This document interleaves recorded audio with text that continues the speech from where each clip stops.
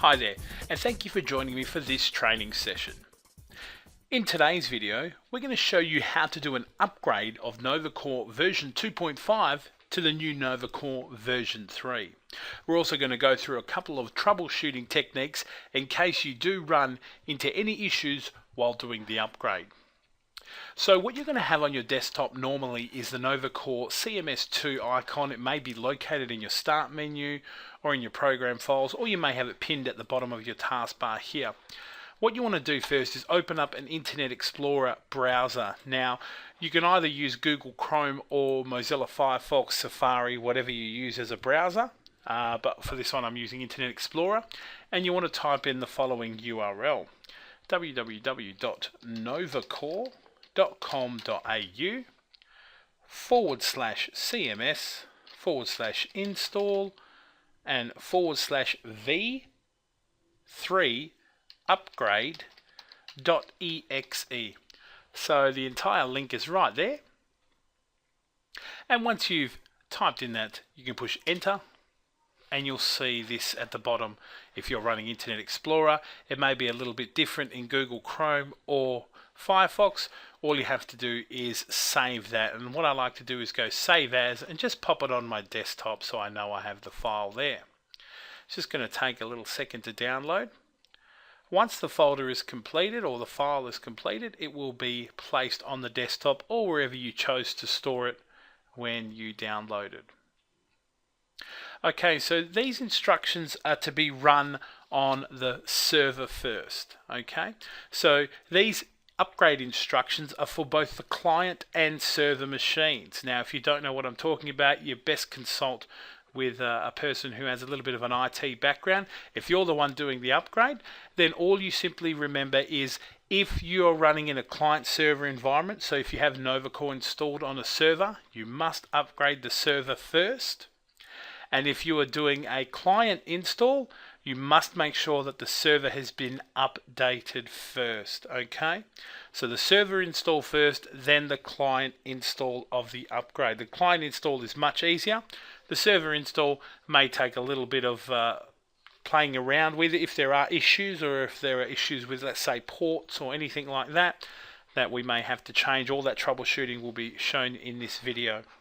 So what we're going to pretend for this one is that we're actually on the server. So we're logged into the server at the moment. Now, for those who are watching and say, well, I don't have a server installation, I only have NovaCore installed on one computer, you must do the server installation as well.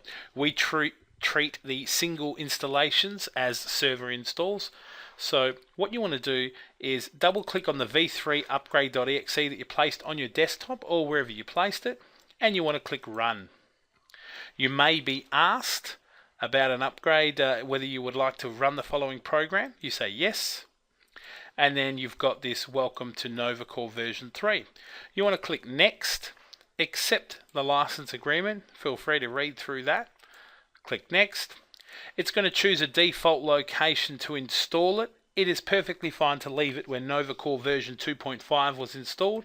It'll just remove the files that it should. When you are on the server, please make sure that full installation, including server components, is selected. Do not choose workstation only. That is for the client installs. By default on the server, it should automatically recognize and choose full installation, including server components. The same works for the server, for the client. If you are on the client machine, do not choose the full installation, including server components. As we're on the server machine now, we're going to click next. And what we're going to do is browse for where our database is. Now, your database may not be in the default location of C program files, x86, NovaCore and CMS. You may have placed it on a data drive, so a D drive, or you may have a different drive somewhere on your server machine where you have the database. Make sure you click browse and choose the database where it's located. Okay, I'm just going to choose my CMS2 database right there and click open. So that's the default location of my database when I was using NovaCore version 2. I click next. It's going to ask me if I'd like to back up. The answer to this is always yes. So you choose yes, you would like to make a backup of that database, and then click next. You click install, And then what it's saying is there is sometimes you may get some sort of issue. So maybe it's Microsoft Word, Excel, PowerPoint. Maybe there is a service running that NovaCore has previously installed and it needs to shut it down. If you ever get one of these messages here, and in my case it's a NovaCore data server, just choose automatically close the application and choose next. It'll be closing the application first and then it'll go through with the install process. And as you can see, it carries on pretty quickly. It's backing up the database and it's now updating the database. Okay. Once the database update has completed, it may ask you about a NovaCore web publisher. Because you have the previous version of NovaCore, it'll ask you more than likely about the web publisher running. And all it wants you to do is shut it down and restart the service. It will do that for you, the install. So you just say yes to that. If you say no, you'll have to reboot the computer, which we don't want. So we'll just say yes. And then it'll install the updated web publisher and then it's done. So we click finish. Now, one thing that we probably will notice when we do double click on NovaCore 3 is that we're not going to have our profile in the list here. The reason behind that is because the data server has not been reset yet. So there is a little bit of troubleshooting you have to do before you log in to NovaCore 3, especially on the server. What you're going to have to do is you're going to have to go to services.